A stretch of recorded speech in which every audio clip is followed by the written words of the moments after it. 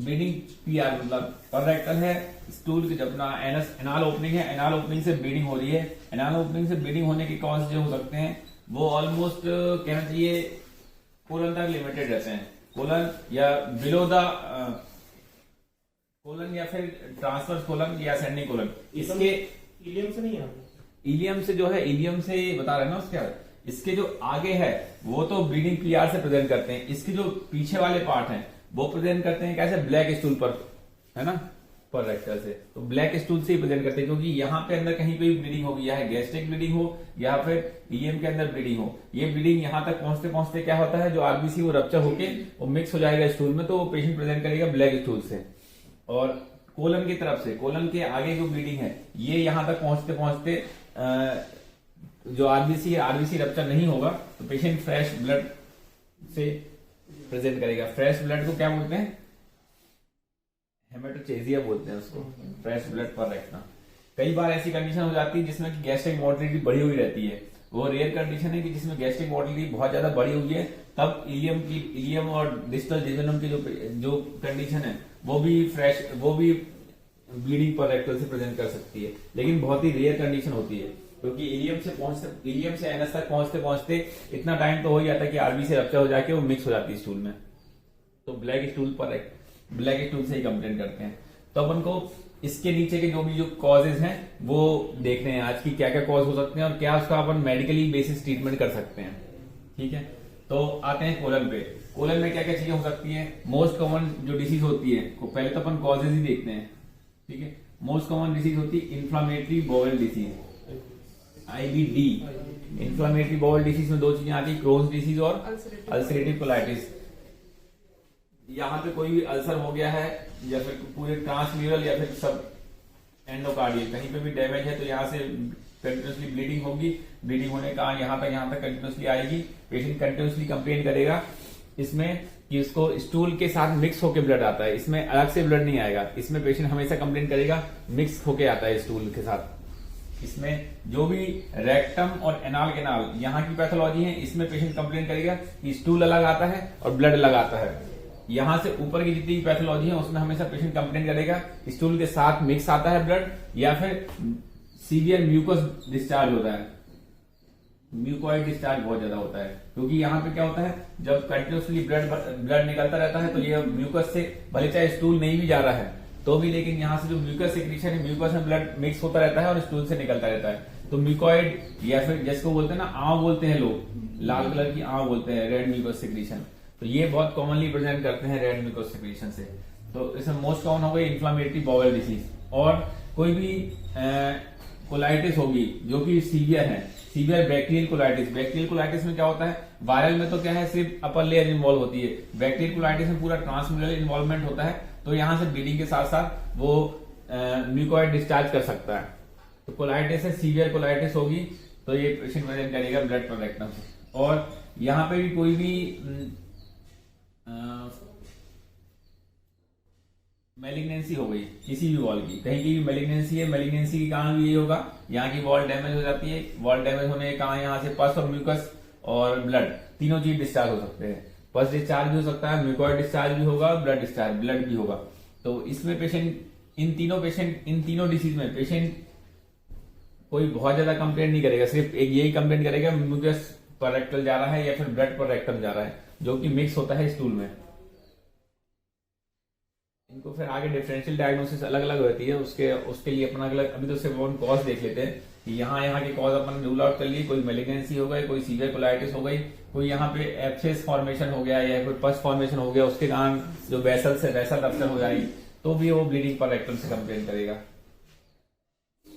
मीकल्स diverticulum होता है एक, यहाँ पे जस्ट डिस्टल एरिया में होता है मीकल्स डायवर्टिकुलम, उसके कारण अगर इन्फ्लेमेशन हो गया तो उसके कारण भी पस डिस्चार्ज हो सकता है या फिर रेड कलर का म्यूकस डिस्चार्ज हो सकता है।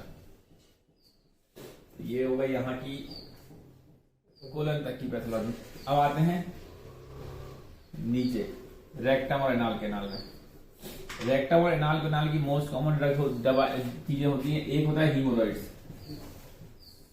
हीमोरॉइड्स, दूसरा होता है एनाल फिशर। फिशर मतलब क्या होता है, एक तरीके से दरार पड़ रही है ना, दरार पड़ गई है और हीमोरॉइड और फिशर, ये दोनों ही कॉमन कंडीशन है जो कि ऑलमोस्ट हर मतलब 100 में से 50 लोगों को कहीं ना कहीं किसी ना किसी लाइफ में उसको ये मिल जाती है। तो ये दोनों बहुत कॉमन स्टेज है, क्योंकि इनका कॉज क्या है, सिर्फ most common cause constipation. Constipation होता है तो क्या होता है, कॉन्स्टिपेशन होता है यहाँ पे स्टूल का जो यहाँ की दीवार है, यहाँ तक की दीवार जो है ना वो तो फ्लेक्सिबल होती है, ठीक है, डायलेट हो जाती है। यहाँ पे क्या होता है, एनस पे थोड़ी सी मस्कुलर लेयर आ जाती है, मस्कुलर लेयर आ जाती है तो वो इतनी ज्यादा स्ट्रेचेबल नहीं होती है। अगर उसको ज्यादा स्ट्रेच करते हैं तो क्या होता है, टीयर होने लगता है। तो ये एनाल टीयर का मोस्ट कॉमन कॉज होता है कॉन्स्टिपेशन। और यहाँ की जो है ना ब्लड सप्लाई, यहाँ पे एक्चुअली 3 टाइप के हैं, 3 o'clock, 7 o'clock और 11 o'clock। 3 एरिया में क्या है, वेस्कुलर बंडल्स होते हैं। वेस्कुलर बंडल होते हैं, जब यहाँ का कॉन्स्टिपेशन होता है तो यहाँ पे क्या है, प्रेशर बढ़ जाता है। प्रेशर बढ़ जाता है तो उससे क्या, वीनस रिटर्न कम हो जाता है। वीनस रिटर्न कम हो जाता है तो ब्लड यहाँ का वापस नहीं जा पाता और वहीं वहीं रह जाता है। जैसे अपन वेरिकोस वेन होते ना, जो लॉन्ग स्टैंडिंग रहते हैं लोग, लॉन्ग स्टैंडिंग रहने तो क्या होगा कि लंबे समय तक यहाँ पे यहाँ का वीनस रिटर्न कम हो जाएगा। वीनस रिटर्न कम हो जाता है तो वहां की वेसल्स डायलेट होने लगती है। तो जो पैथोलॉजी यहाँ पे रहती है वही पैथोलॉजी सेम यहाँ पे है। जैसे वेरिकोस वेन हो जाते हैं, यहीं पे ये वेरिकोसिटी बनने लगती है। जितना ज्यादा कॉन्स्टिपेशन होता जाता है उसके हिसाब से वो बढ़ती जाती है। तो हेमोरॉइड्स की जो है 4 स्टेज होती हैं, grade 1, grade 2, grade 3, grade 4। Grade 1 जो है, हेमोरॉइड 2 टाइप के होंगे, इंटरनल और एक्सटर्नल। मतलब एनएस की जो है, एनएस की जस्ट वॉल के जस्ट बाहर है या फिर एनएस के अंदर है।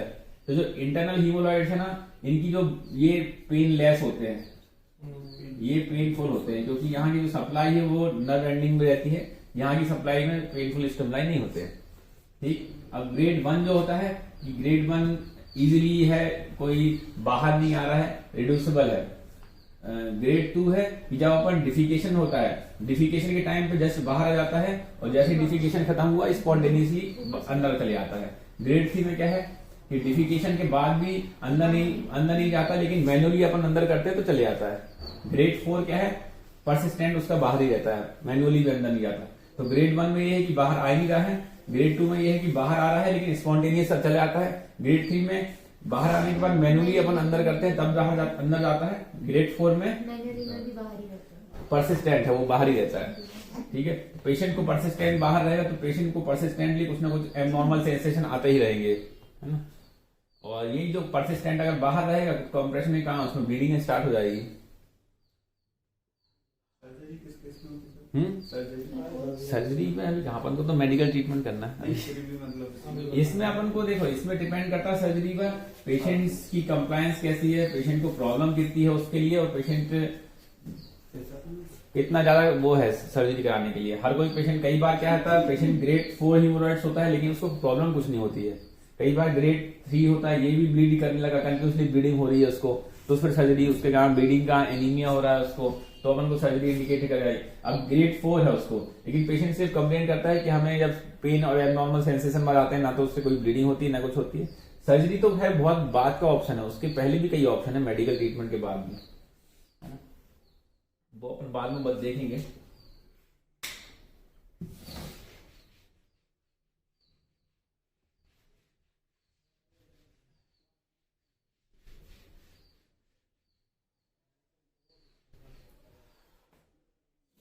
तो अब इसके अपन 4 जो कॉमन कॉजेज हैं, कॉमन कॉज के बारे में थोड़ा सा डिटेल में समझ लेते हैं। पहला है इन्फ्लामेटरी बाउल डिसीज, दूसरा अपन मैलिग्नेंसी देखते हैं, पॉलीपोलिक बहुत अनकॉमन कॉजेज हैं, ये अपने होंगे जो है कहना चाहिए कोलन वाले कॉजेज हैं।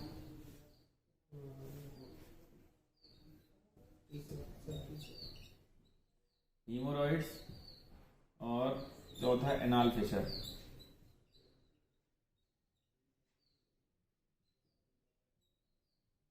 यही 4 कॉमन कॉज है। इसके इनके बारे में अपन थोड़ा थोड़ा डिटेल है कि अपन इनको कैसे रूल आउट करेंगे, कैसे इनका ट्रीटमेंट करेंगे, उसके बारे में ध्यान देंगे।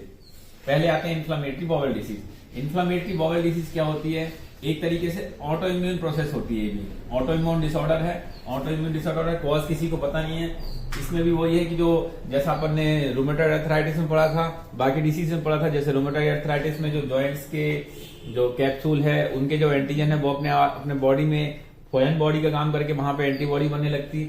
ऐसे ही इन्फ्लेमेटरी बाउल डिसीज में जो कोलन की म्यूकोजा है, कोलन की म्यूकोजा एक एंटीजन का फॉरेन बॉडी का काम करने लगती है और इसके अंदर फॉरेन बॉडी का काम करने लगती है। अपने बॉडी का जो इम्यून सिस्टम है इसको एंटीजन समझ के इसके अंदर एंटीबॉडी बना के उसको इन्फ्लेमेशन पैदा कर देता है वहां पे।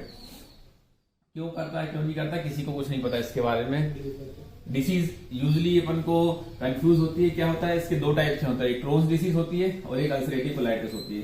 क्रोन्स डिसीज में क्या है, पैची इन्फ्लामेशन मिलता है। पैची मतलब कि पूरी इंटेस्टाइन है, इंटेस्टाइन में पैची इन्वॉल्वमेंट मिलेगा। ये स्मॉल हो गई, ये लार्ज इंटेस्टाइन हो गई, तो ये थोड़े से एरिया में इन्वॉल्वमेंट हुआ, फिर इस थोड़े से एरिया में इन्वॉल्वमेंट हुआ, फिर यहाँ पे इन्वॉल्वमेंट हो गया, फिर यहाँ पे इन्वॉल्वमेंट हो गया। पैची इन्वॉल्वमेंट मिलता है क्रोन्स डिजीज में और ट्रांसम्यूरल मिलता है, मतलब कि जो वॉल है ना इंटेस्टाइन की उस पूरी वॉल को डैमेज करता है ये। और अल्सरेटिव कोलाइटिस में क्या है, एक डिफ्यूज पूरे एरिया है, जैसे इतना एरिया है पूरा इन्वॉल्वमेंट मिलता है, लेकिन इसका इन्वॉल्वमेंट जो है ट्रांसम्यूरल नहीं होता, सब एंडोकार्डियल मिलता है। सिर्फ जो अपर लेयर होती है ना, अपर लेयर को इन्वॉल्वमेंट करता है।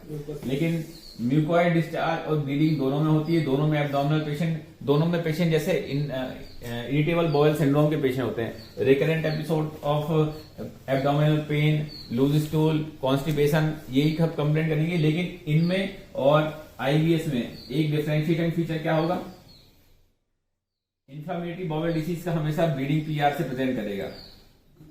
ब्लीडिंग पीआर आईबीएस में अपन ने रूल आउट कर दी थी कि आईबीएस के पेशेंट को अपन को देखना है, अगर पेशेंट को ब्लीडिंग पीआर हो रही मतलब आईबीएस रूल आउट हो जाएगा, हो नहीं सकते आईबीएस में। सीवियर म्यूकोइड डिस्चार्ज होगा, इसमें पूरी इसमें इन्फ्लेमेशन हो रहा है, म्यूकस सिक्रीट होगा, सीवियर म्यूकोइड डिस्चार्ज परसिस्टेंट बना रहेगा। वेट लॉस इसमें भी हो सकता है, इसमें भी हो सकता है, लेकिन पेशेंट की जो जनरल कंडीशन है इरिटेबल बाउल में इसमें थोड़ी पुअर रहती है। आईबीएस में, आईबीडी में, इसमें यह है कि आईबीडी के साथ साथ दूसरे एसोसिएटेड अदर ऑटोइम्यून डिसीज भी मिल सकती है उसको, हो सकता है रोमेटॉइड अर्थराइटिस है और दूसरी डिजीज हैं वो भी मिल सकती हैं आईबीडी के साथ। इसकी डायग्नोसिस कैसे बनती है, डायग्नोसिस की क्लिनिकली तो नहीं बन पाएगी, डायग्नोसिस के लिए अपन को कोलोनोस्कोपी करानी पड़ेगी, या इनिशियली आप यूएसजी कराओ। यूएसजी में आपको दिख रहा है कि थिकन बाउल थिकन मिल रही है कहीं पर्टिकुलरली, जैसे ये ट्रांसम्यूरल इतने एरिया में पूरे में कोलिन म्यूकोजा थिकन मिल रही है, तो उसको अपन कोलोनोस्कोपी एडवाइस करेंगे, कोलोनोस्कोपिक बायोप्सी लेंगे। कोलोनोस्कोपिक बायोप्सी से इसकी डायग्नोसिस कंफर्म होगी, या फिर प्लेन कोलोनोस्कोपी में अगर उसको दिख रहा है कि पूरी बाउल इन्फ्लेम्ड है, साथ में अपन एएनए लेवल कराएंगे। एएनए लेवल एक बेसिक ऑटोइम्यून डिसऑर्डर के लिए एएनए पॉजिटिव आता है तो उसकी डायग्नोसिस कंफर्म हो जाएगी कि इसको इरिटेबल बाउल से इन्फ्लेमेटरी बाउल डिसीज है। ट्रीटमेंट क्या देते हैं इसमें, स्टेरॉइड प्लस सल्फासेलाजिन देते हैं। सल्फासेलाजिन है ना, जैसे डिमांड में देते हैं, आरए में देते हैं, ये इसमें भी सल्फासेलाजिन का बहुत, सल्फासेलाजिन और जो डिजीज मॉडिफाइंग एंटीबायोटिक ड्रग्स हैं मेथोट्रेक्सेट, ये सब बहुत, ये सब भी यूज करते हैं इसमें। दूसरी है, अब अपन को पेशेंट प्रेजेंट करना है मैलिग्नेंसी।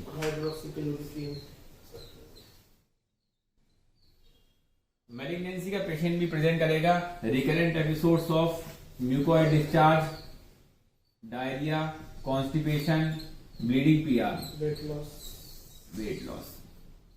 अब पेशेंट को आईबीएस है या फिर आईबीडी है या फिर मैलिग्नेंसी है, इसको रूल आउट करने के लिए सबसे मेन क्राइटेरिया है हीमोग्लोबिन लेवल। जो एचबी लेवल है वो सबसे पहले डाउन होगा मैलिग्नेंसी में, आईबीडी या फिर आईबीएस में एचबी लेवल डाउन नहीं होता है, ठीक है। वेट लॉस जो है, वेट लॉस ऑलमोस्ट तीनों में मिलेगा, लेकिन मैलिग्नेंसी में वेट लॉस सबसे ज्यादा मिलेगा और रैपिड वेट लॉस मिलेगा। 1 महीने के अंदर 5 किलो वजन कम हो गया, एक महीने के अंदर 5 किलो वजन होना बहुत सिग्निफिकेंट है। इन दोनों में 5 महीने में 5 किलो वजन कम होगा, इसमें 1 महीने में 5 किलो वजन कम हो जाएगा।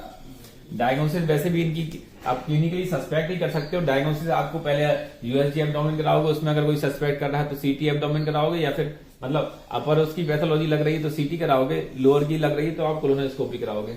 मेन डायग्नोसिस कोलोनोस्कोपिक बायोप्सी से ही बननी है। यूएसजी में सर किडनी शैडो मिलती है, अब इसमें हर किसी में किडनी शैडो नहीं मिलती है, वो तो यूएसजी में मिल जाए एक जन को तो अलग बात है, हर किसी को मिलना थोड़ा सा मुश्किल है। इंटेस्टाइनल टीबी अगर होगी तो टीबी के कारण पेशेंट यूजली ब्लीडिंग पीआर से प्रेजेंट कम ही करता है।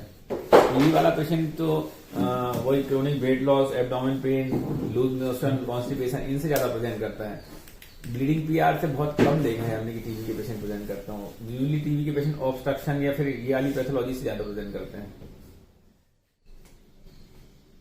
चलो अब आते हैं लोअर में, जो एनस और रेक्टल के हैं। तो अब आते हैं हीमोरॉइड्स। हीमोरॉइड्स की स्टेज हमने बताई दी है। हीमोरॉइड्स की स्टेज क्या होती है? अब हीमोरॉइड्स में सबसे मेन है कि हीमोरॉइड्स भी लगभग ऑलमोस्ट इंडिया में हर 50% हर 2 में से 1 को होता है, लेकिन हीमोरॉइड्स की ग्रेडिंग इतनी कम होती है, या फिर पेशेंट को प्रॉब्लम नहीं होती है, या फिर एक्चुअली वो है उस पोजीशन में तो लोग दिखाने में भी थोड़ा शर्माते हैं, इसलिए पेशेंट को ये कंटिन्यूसली बढ़ते रहता है। इसका कॉज हमने बताई दिया, मोस्ट कॉमन कॉज है इसका क्रोनिक कॉन्स्टिपेशन। इसके अलावा जो क्रोनिक लिवर डिसीज है, सीएलडी है। सीएलडी में क्या होता है, पूरे बॉडी में वेरिकोज वेन बनने लगते हैं, अंदर इसोफेजल में वेरिकोज आ जाते हैं और पेट के बाहर भी दिखने लगते हैं, और वो इसी तरह वहां के जो एनस है, एनस में भी बनने लगते हैं हीमोरॉइड्स। अगर क्रोनिक डायरिया है, क्रोनिक डायरिया में भी कई बार इरिटेशन के कारण वहां पे हीमोरॉइड्स आ जाते हैं।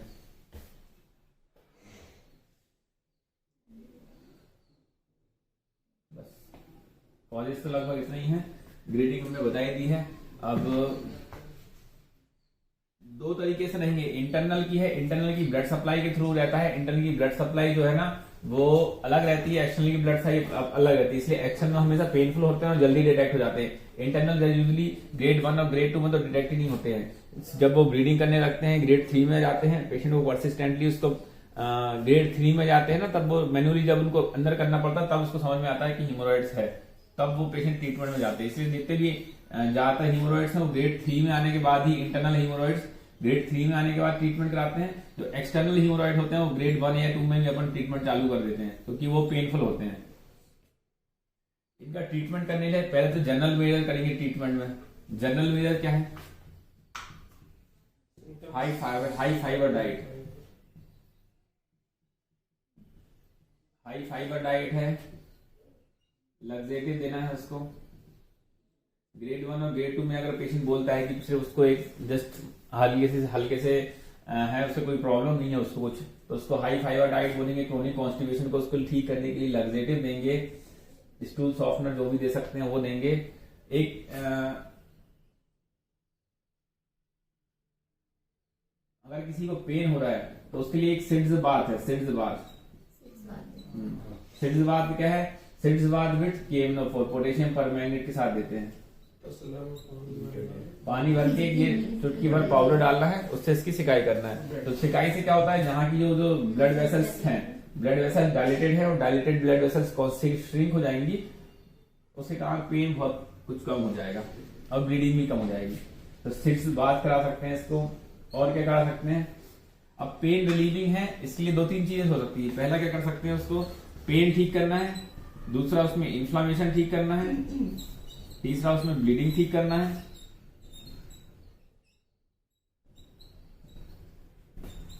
चौथा उसमें जो वेस्कुलेशन है, वेस्कुलर वहां पे जो पर्टिकुलरली ब्लड सप्लाई है वो बढ़ानी है। इसके लिए अलग अलग मेडिसिन अवेलेबल है अपने पास। पेन ठीक करने के लिए क्या देंगे अपन? लिग्नोकैन जेल। इन्फ्लामेशन ठीक करने के लिए क्या देंगे? हाइड्रोकॉर्टिसोन। क्रीमी दे रहे हैं हम, तो सिर्फ क्रीमी की बात कर रहे हैं। हाइड्रोकॉर्टिसोन प्लस हाइड्रोकॉर्टिसोन क्रीमी देते हैं इसमें मोस्ट कॉमनली इन्फ्लामेशन ठीक करने के लिए। अब वो ब्लीडिंग ठीक है, ब्लीडिंग ठीक करने के लिए क्या दे सकते हैं? कैल्शियम डोबिस्लेट 10 किलो स्ट्रक्चर होता है। ब्लीडिंग ठीक करने के लिए अपन देंगे ट्रेनेक्सोमेन या तो क्रीम देंगे। और जो वेस्कुलेशन है, वेस्कुलेशन के लिए या तो नाइट्रोग्लिसरीन क्रीम दोगे, नाइट्रोग्लिसरीन क्रीम, या फिर कैल्शियम डोबिस्लेट। ये 2 क्रीम है। ये 2 क्रीम क्या होती है, जो वहां पर्टिकुलर एरिया है वहां का वेस्कुलेशन बढ़ा देती है, कैल्शियम टिश्यू परमेबिलिटी की, कैपिलरी परमेबिलिटी कम करती है, तो उसके ओवरऑल इन्फ्लेमेशन भी कम होता है, वेस्कुलरिटी बढ़ जाती है वहां की। तो कैल्शियम डोबिस्लेट ये काम भी है यहाँ पे, तो इन्फ्लेमेशन भी कम करता है, वेस्कुलर भी बढ़ा देता है। और लिग्नोकैन देते हैं। अपने पास जो क्रीम आती है मोस्ट कम्प्लीट, जो पाइलोरूट क्रीम देते हैं अपन, पाइलोरूट क्रीम में लिग्नोकेन भी है, हाइड्रोकॉर्टिसोन भी है, कैल्शियम डोबेसोलेट भी है, तो सब चीजें रहती है उसमें मिक्सचर। नाइट्रोग्लिसरीन क्रीम अलग से आती है, जब अपन को देखता है कि वहां का वेस्कुलेशन बढ़ाना तो उसके लिए नाइट्रोग्लिसरीन क्रीम दे देते हैं। ब्लीडिंग रोकने के लिए ट्राइजेमिक एसिड रहता है साथ में। Lidocaine, calcium dobesilate, hydroxychloroquine, phenylephrine, zinc oxide और ऑक्सीरोटिन बाकी सब है उसमें। तो बहुत कॉमनली यूज करते हैं अपन पाइलोरूट क्रीम, क्योंकि सभी कुछ है उसमें। अब किसी को एक्टिव ब्लीडिंग हो रही है, एक्टिव ब्लीडिंग को रोकने के लिए क्या कर सकते हैं?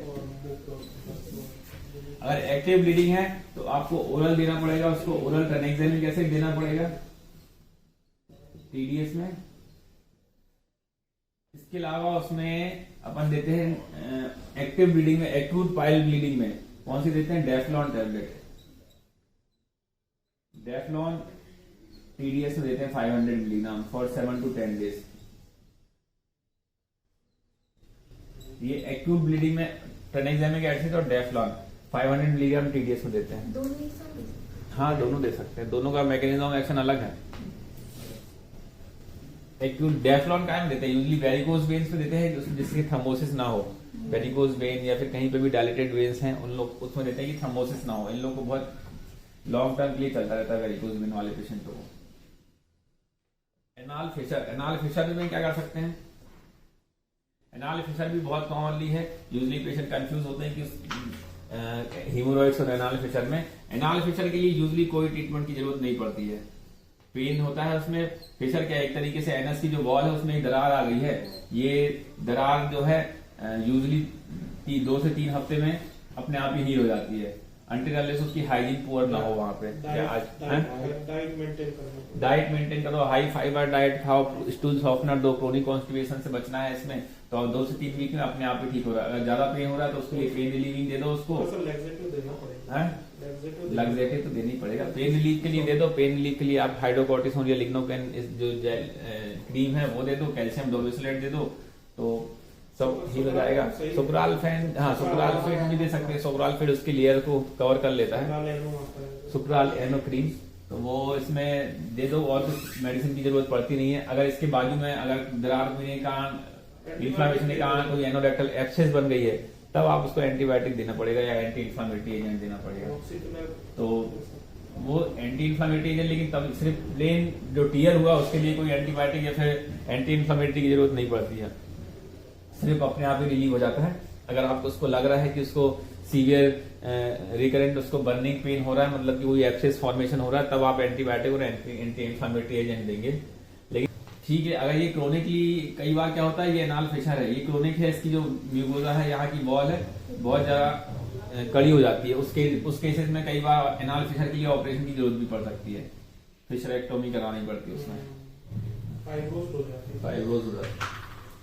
तो धीरे धीरे क्या सर फिशर जिसको बनते हैं कॉन्स्टिपेशन। अब इसके लिए जो हीमोरॉइड्स है ना, हीमोरॉइड्स में ये तो मेडिकल मैनेजमेंट होगा, इसके अलावा कई और एजेंट भी है उसमें कि अगर उसको स्क्लेरोसिस, उसमें जो फिशर है उसमें इंजेक्शन डाल दिया जाए कोई स्क्लेरोसिस का, या फिर यहाँ से उसको बांध दिया जाए, तो क्या होता है यहाँ से बांध दिया जाएगा तो यहाँ की पूरी ब्लड सप्लाई हैम्पर हो जाएगी, तो ये अपने आप धीरे धीरे श्रिंक होता जाएगा।